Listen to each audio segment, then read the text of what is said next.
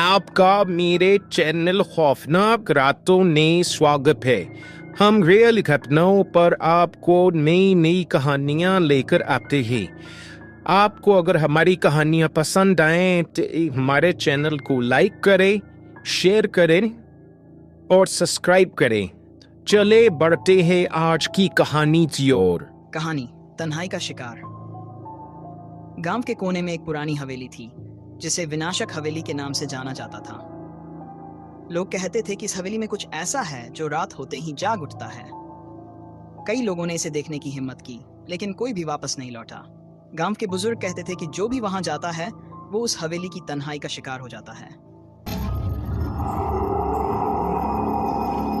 रवि, एक साहसी युवक, इन कहानियों पर विश्वास नहीं करता था। उसने ठान लिया कि वह उस हवेली के रहस्य का पर्दाफाश करेगा। एक रात, चांदनी रात में, रवि अपनी टॉर्च और कुछ खाने पीने का सामान लेकर हवेली की ओर निकल पड़ा। गांव वालों ने उसे बहुत मना किया, लेकिन रवि ने किसी की नहीं सुनी। हवेली की ओर जाते समय रवि के मन में थोड़ी घबराहट थी, लेकिन उसने खुद को शांत रखा। हवेली के पास पहुंचते ही एक अजीब सी ठंडक महसूस हुई, जैसे हवा भी वहां नहीं चल रही थी। हवेली का विशाल दरवाजा जंग लगा हुआ था और उसे खोलते समय एक जोरदार चिड़चिड़ाहट की आवाज आई। रवि ने अंदर कदम रखा और जैसे ही उसने दरवाजा बंद किया, पूरा माहौल बदल गया।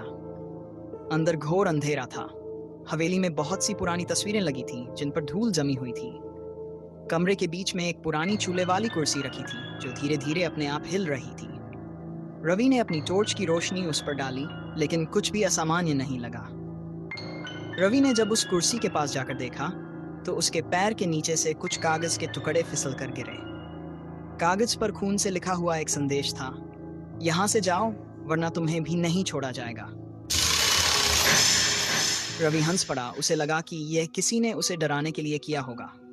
लेकिन अचानक हवेली की दीवारों पर लगे आईने टूटने लगे और हवेली में एक अजीब सी गूंज उठी।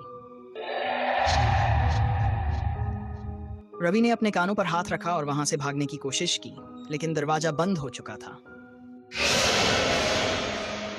दरवाजे के पास खड़ा एक परछाई सा आकार उसकी ओर बढ़ने लगा।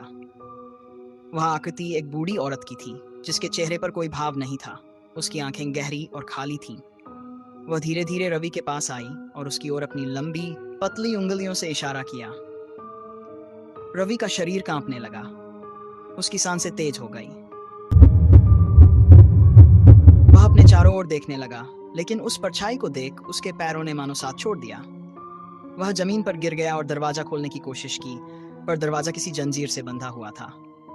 औरत ने धीरे से फुसफुसाते हुए कहा, तुमने हमारी शांति को भंग किया है, अब तुम्हें भी हमारे साथ रहना होगा।